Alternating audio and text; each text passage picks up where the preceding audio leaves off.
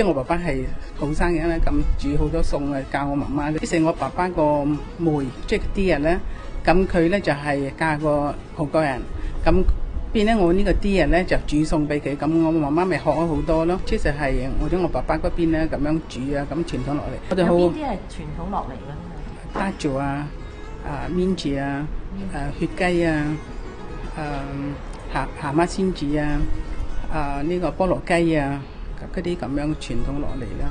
以前響台山住嘅神父嗰度咧，好多派嗰啲麵粉啊，派嗰啲豆啊，派好多嘢。咁佢哋將攞咗嗰啲嘢咧嚟到煮餸咯，自己練習下做下咁啊，做咗好多餸出嚟。我哋燴豬扒咧都好興嘅，燴豬扒即係大媽地洋葱啊。嗰啲乾葱啊咁樣煮嗰啲薯仔咧，跟住咧煎一啲豬扒擺入去咁樣燴咗佢。我媽媽好興整呢啲嘅，因為我媽媽嗰陣時咧係搭餐嘅同人哋，咁樣佢我哋下邊嗰度佢有開個咖啡檔嘅。咁係一個月咁樣搭定還是話一個星期啊，或者中意嚟啊嚟？係有段月嘅，講定咁幾時嚟，咁延後一個月，咁先知道搭到幾多個咁樣。但係就唔會話定俾佢知有啲咩餸㗎啦，係嘛？即係佢煮到嚟佢就要食㗎啦嘛。應該係啦，因為嗰時我都細，我都唔識得係點樣。即係佢有啲咧係嚟食嘅，好快脆咁食完咧，咁佢就即係走㗎啦咁樣。拉特嗰啲有啲就係，其實都唔係拉特好豬嘅。是但你屋企有啲咩拎嚟咧，咁佢就裝一個餸咁樣就走噶啦。即係湯咧，會唔會都有？係一個粥啊，一個餸啊，咁啲白飯啊，咁樣呀。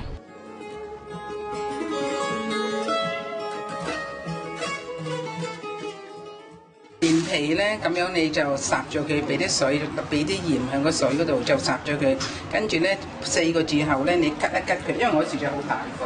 咁咧你吉住佢，如果吉得入咧，即係腍啦，咁就可以拎起就猜咗佢咧，冇嗰個機就有咧就攞個機，冇咧就攞個叉咧就猜咗就變咗薯肉。咁呢度薯有幾多薯仔啊？呢度我4個大嘅。落啲鹽烚咗之後咧，跟住就猜翻佢啦，就而家係呢個咁嘅樣啦。係啦，咁我首先咧，我俾啲鹽啦。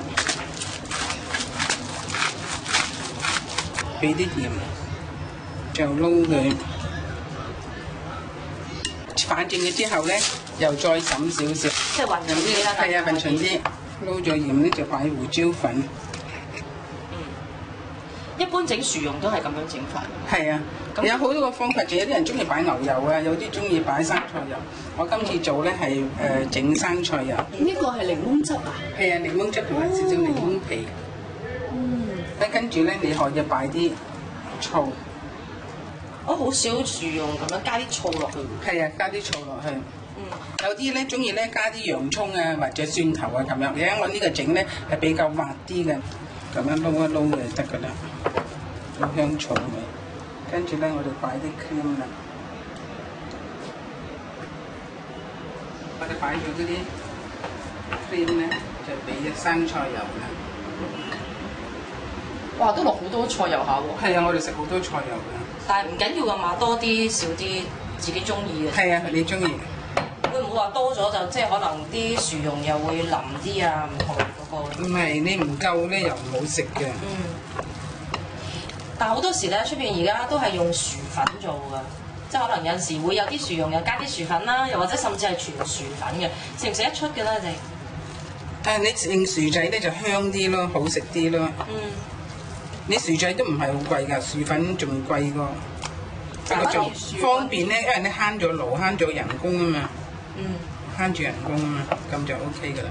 我就切碎嗰啲芫茜咧，咁就滲上面。咁就好。